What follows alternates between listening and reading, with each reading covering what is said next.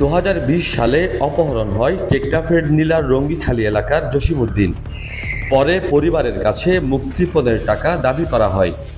সঠিক সময়ে মুক্তিপণ দিতে না পারায় গহীন পাহাড়ে তাকে হত্যা করা হয়। জসিমের স্ত্রী আক্ষেপ নিয়ে জানান, এখনও স্বামী হত্যার বিচার পাননি তিনি। গুরামি আর পুতর জসিমত আজ আমায় জ্বালা বিছানা ঠিক করতে গেল মুরাম্মাদে আলগুড়ি মিলা এড়ে শালম ডাহাইতারা যাই রে 10-12 জন আজ আমারে ইতারা টিয়া খুঁজে নি যায় রে যখন টিয়া খুঁজে আয় যখন টিয়া দিনা পারি নিজের গুলি মারি ফেলাই তাই আনার বিচার আজ জন্য হয়। একইভাবে বিচার পাননি 2024 সালে অপহরণের পর খুন হওয়া রফিকের স্ত্রীও। তিনি স্বামী হত্যার বিচারের আশা ছেড়ে দিয়েছেন, কারণ হত্যার অভিযুক্ত ব্যক্তি রাজনৈতিকভাবে প্রভাবশালী। আজ আমায় রফিকরে ডাহাসা আলমে অপহরণ করে লগিয়ে গৈ লজাইরে মুরাকল হয় 10 লাখ টিয়া খুঁজি আর টিয়া দিনে হারে আয় গরিব মানুষ টিয়া যখন দিনে হারে আজ আমারে মারি ফেলাইয়ে আয় তারাল্লা মামলা করছি। পায়ে গুলির ক্ষত নিয়ে কোনো রকম বেঁচে আছেন ইলিয়াস। ঠিকমতো হাঁটতে না পারলেও বেঁচে থাকার স্বাদ পাচ্ছেন, এটাই তার কাছে এখন তৃপ্তির কারণ। তবে যে সন্ত্রাসী তাকে গুলি করে পঙ্গু করে দিয়েছে সে এখন বীর দর্পে চলাফেরা করায় আক্ষেপের শেষ নেই ইলিয়াসের।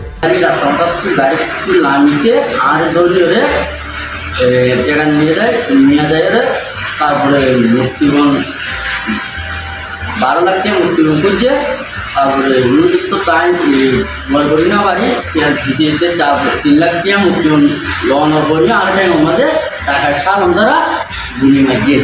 গুলি মারানোর পরে এখন আর আবার মামলা বললা আর আবার হুমকি দিয়ে। ইলিয়াসের মতো বেঁচে আছেন ব্যবসায়ী জাহাঙ্গীরও। তবে অপহরণকারীরা তাকে অর্থনৈতিকভাবে পঙ্গু করে দিয়েছেন। 40 লাখ টাকা মুক্তিপণ দিয়ে ফিরতে গিয়ে নিঃস্ব হয়ে গেছেন তিনি। তবে এখনো বিচার পাননি তিনিও।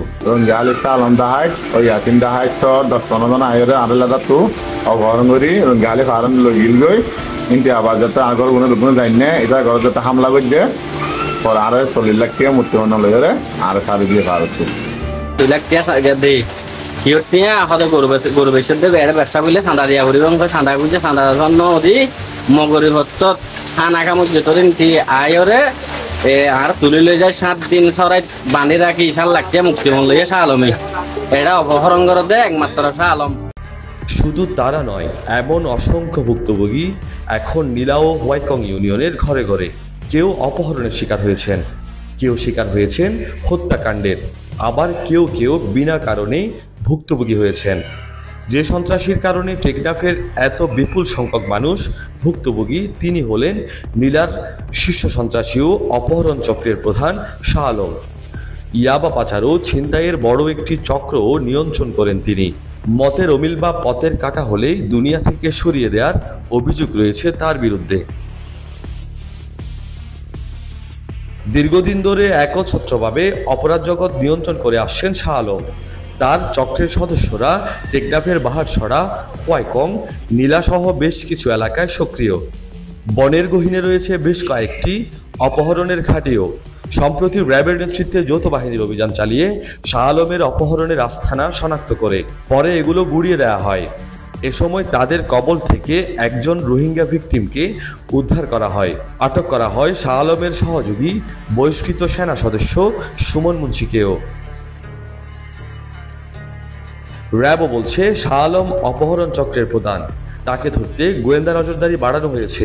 রঙ্গিখালীতে অপহরণের অন্যতম হোতা কুখ্যাত ডাকাত সর্দার শাহ আলমের বাড়িতে হানা দিয়ে 2 জন সন্দেহভাজন সন্ত্রাসী, একজন হলেন আফ্রিদি আরেকজন আব্দুল গফুর নামক 2 জনকে আটক করতে সক্ষম হন।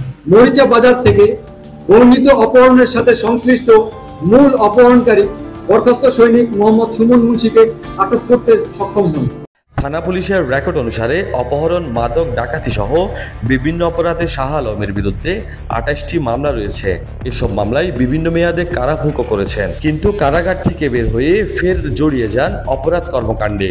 এখনও বেশ কিছু মামলায় গ্রেফতারি পরোয়ানা জারি থাকলেও রাজনৈতিক পরিচয়ে বীর দর্পে অপরাধ করে বেড়াচ্ছেন শাহ আলম। তবে এলাকাবাসী জানান আওয়ামী লীগ সরকারের পতনের পর অপরাধ করার জন্য শাহ আলম নতুন পরিচয় নিয়েছে। নিজেকে নীলা দক্ষিণ যুব দলের যুগ্ম আহ্বায়ক পরিচয় দিয়ে প্রভাব বিস্তার করছেন সর্বত্র। তানভীর শিপু, টিটিএন, কক্সবাজার।